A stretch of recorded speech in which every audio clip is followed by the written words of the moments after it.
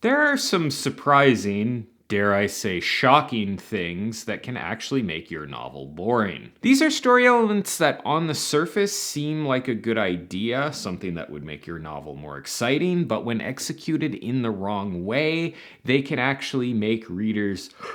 So today, let's look at 5 surprising things that can actually make a novel boring. First up is multiple viewpoints. This might seem a bit odd, as most books that are written in a third limited perspective, and even some that are written in first person perspective, usually have multiple viewpoints. We get into the head of more than one character across different chapters. Often we follow different groups of characters in different places doing different things, or we alternate through different viewpoint characters in the same group of characters. Multiple viewpoints with different characters is a very common thing in a lot of novels. All that being said though, having multiple viewpoints comes with a cost. Any reader is naturally going to gravitate to certain characters over others. They are going to prefer certain characters more than other characters. They may enjoy one viewpoint, but be less interested in another viewpoint. They might even find that other viewpoint downright boring. If a large section of your novel is spent from a viewpoint or following a group of characters that the reader is less interested in, then that can make that section of the novel boring. This doesn't mean that you shouldn't write a novel with multiple arcs or multiple viewpoints, but just that you need to understand anytime there's more than one viewpoint, readers are going to pick favorites and they're going to prefer some viewpoints over others. Next surprising thing that can make a novel boring is flashbacks. For something that sounds so exciting, flashbacks can also be really boring when executed the wrong way. Flashbacks are any part of the story that happens before the main temporal time period of the main story.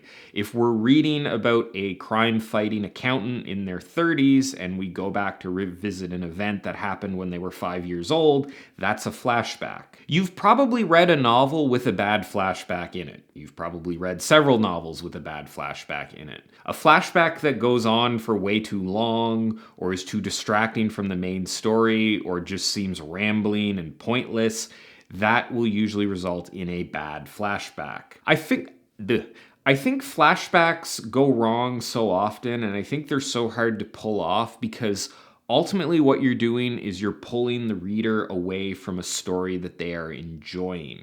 It can be jarring to need to adapt to a new timeline and potentially a new plot, potentially new characters, or the same characters in a different time period. This often happens in flashbacks, and it can be a bit annoying and, at the worst of times, a little boring. Flashbacks can work. There's all kinds of great novels that incorporate flashbacks, so when you do them properly, they do work. They are probably one of the best ways to get exposition and characterization across, but you need to do flashbacks correctly, or the reader will just remember them as being boring. Next surprising thing that can make your novel boring is progress. I think it was Hemingway who famously said a story is about people doing stuff. Or maybe that was Alfred Hitchcock. Your story needs to make progress. Characters need to move closer towards their goals. The plot needs to advance. Building in a sense of progress is how you keep readers engaged. If the story feels like it's going nowhere, then your reader is going to go somewhere. Specifically somewhere else that doesn't involve your story. All that being said though, as important as progress is, too linear of a progression from the start of a plot to the end of the plot is also not a good thing. There's sort of 2 flavors of conflict in a story. There's the conflict created by not having the plot resolved, and then there's the conflict that the characters encounter on the way to solving the plot, on the way to resolving the main conflict. A character not being in a relationship with their love interest is a conflict that arises out of the plot not being resolved. The self-doubt and the competition with other suitors and the stress of dating and the burned souffle at the restaurant on her birthday, those are all conflicts that arise on the way to solving the main conflict. Too much straightforward progress towards the end of the plot will make a novel boring. It will destroy the tension and make the conflict feel too easy. You need to throw obstacles, unexpected problems, difficulties, things the characters didn't foresee. You need to put all kinds of roadblocks in their path on the way to getting what they want. Otherwise, the novel will seem a little bit boring. Next boring thing that makes a novel surprising, next surprising thing that makes a novel boring is action scenes.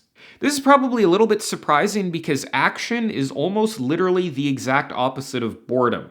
But car chases, gunfights, and physical love expression between characters does not necessarily lead to an exciting novel. If you want to make a novel less boring, your first instinct might be to put more action in it. And while that can help, it can also backfire. Action scenes come across differently in a novel than they do in a movie or TV show. You can stuff a movie full of glossy CGI destruction and mayhem, and it will still appeal to a lot of people. But I think in a novel, because comprehending action in a written medium takes so much effort, just relying on action to make a novel not boring almost never works. To really make action have an impact, the reader needs to be invested in the consequences of that action. A novel can't just rely on spectacle and action in order to make it interesting. Too much action can be tiring if there isn't sufficient substance underneath it. It is the substance that makes a novel worth reading, whether that novel is full of action or not. Action alone will usually result in a boring novel. Next surprising thing that can make a novel boring are plot twists or just unpredictability in general. Bet you didn't see this one coming.